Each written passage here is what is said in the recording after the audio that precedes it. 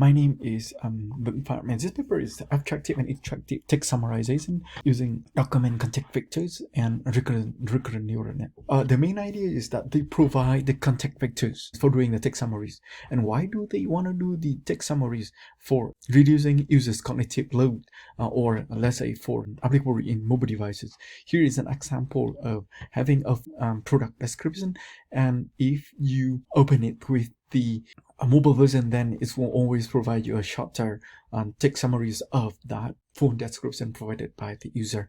And the technique that they use are divided into two main categories. And the abstractive one involves rephrasing or generating new sequence of sentences, but the extractive one just keep the relevant sentences, keep the whole full sentences and don't do the rephrasing. Then they also review several of the previous work, but then they claims that the existing works either fit challenging towards the scalability or do not generalize well. They don't just simply take the sentences from the documents, but also provide the context vectors from the creator of the document and also the consumer. So the creator is the seller over here, and the consumer is the buyer. So for each the document, they will generate set of three context vectors. The first one is the information about the seller provides. The second one is the query that the consumer used to get into this current product, and the browsing history of the consumer. Then specifically the context from document creator or from the seller, they may take from the title, the key values of the product, and also the product description as well. And also several of the e-commerce website has taxonomy or the categories of the products that they have. Here is an example of eBay taxonomy.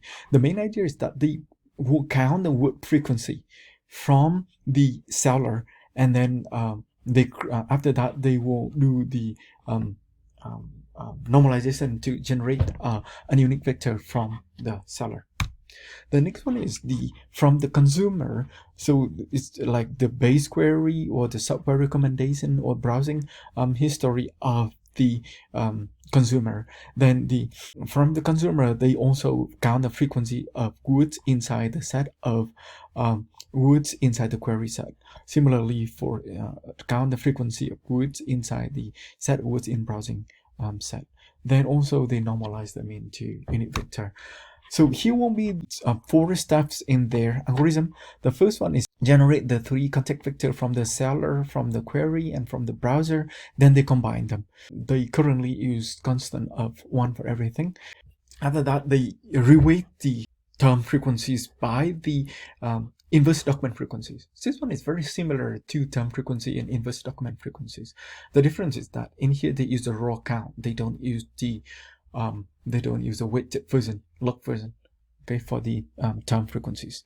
Then after that, they apply also the skip gram model with negative sampling for word embedding actually. So one word now will be of size, let's say k, and that's why every the word will have every of the context vector will have the size of the n, and also by k. N is the vocabulary and size, and k is the embedding size.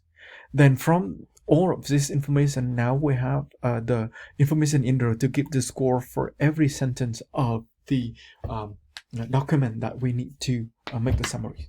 Then they apply the context vectors in order to create contextual model with context vector over here. In abstractive contextual RNN, extractive contextual RNN. And how do they apply the context vectors? They feed them to the first time step. Then all of this technique that they combine with the normal technique without using the context. Okay, without using the context. So data set in an evaluation. So the first one is that in the supervised training, they have 20,000 documents labeled by human, and they use 15,000 for training and 5,000 for evaluation. And they also use the semi-supervised approach in order to claim that they can do the training for a large scale, okay, 100,000 instead of 20,000. So how do they do this one? They won't use the context vector to give the score of the sentences. Then they will use the score of the sentences in order as a labels for the training. Extractive contextual RNN here has a very good result, outperform all the other one without using context vector.